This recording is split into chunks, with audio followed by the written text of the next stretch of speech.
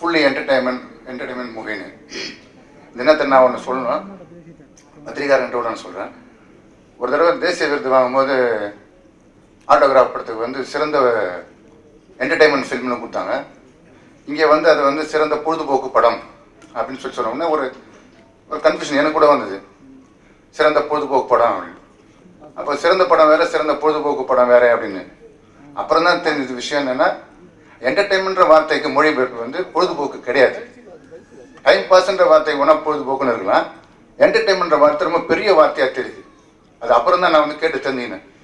ஏன்னா ஒரு தடவை நான் ஹாலிவுட் போயிருந்தேன். போகும்போது அங்கே ஒரு ஆர்ட் டைரக்டர் வரவேற்கும்போது சொன்னார், உலகத்தை என்டர்டைன்மெண்ட்டில் ஆத்துற கலிஃபோர்னியாவுக்கு வந்துருக்கிறீங்க அப்படின்னு பெருமையாக சொன்னார். இப்போ என்டர்டைன்மெண்ட் இவ்வளோ பெரிய வேர்டு, ஆனால் இங்கே பொழுதுபோக்கு நம்ம மொழிபெயர்த்துறதால அந்த பொழுதுபோக்குன்னு கம்மியாக ஆகினது.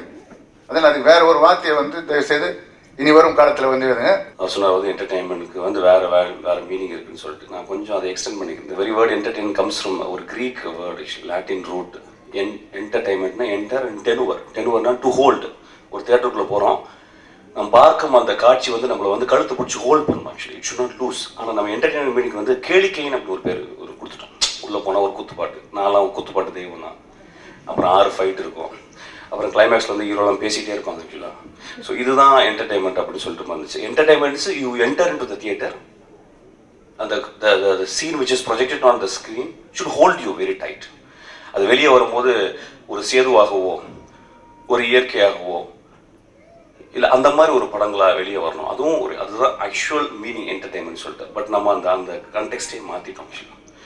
ஸோ எல்லா படங்களும் என்டர்டெய்னிங்காக இருக்கும் ஆக்சுவலி. அதுக்கப்புறம் தான் அது ஆர்ட் ஃபார்ம் ஆகுது ஆக்சுவலி.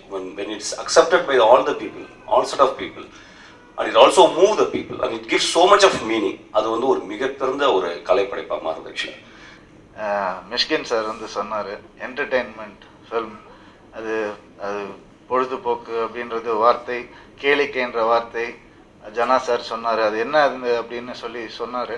எனக்கு என்னுடைய பாயிண்ட் ஆஃப் வியூ என்னன்னா, cinema is neither entertainment or அது ஆர்ட் ஃபார்மா, அது என்னன்னு தெரியல. எனக்கு தெரிஞ்சு NYFA அகாடமியில் ஜார்ஜ் லூக்கஸ், அதுக்கப்புறம் ஸ்டான்லி கியூப்ரிக் அவங்கெல்லாம் கிளாஸ் எடுக்கும்போது சொல்லுவாங்க, there is no good film, there is no bad film, there is only one kind of film which engages the audience or not. அவ்வளோதான், ஆடியன்ஸை என்கேஜ் பண்ணும்.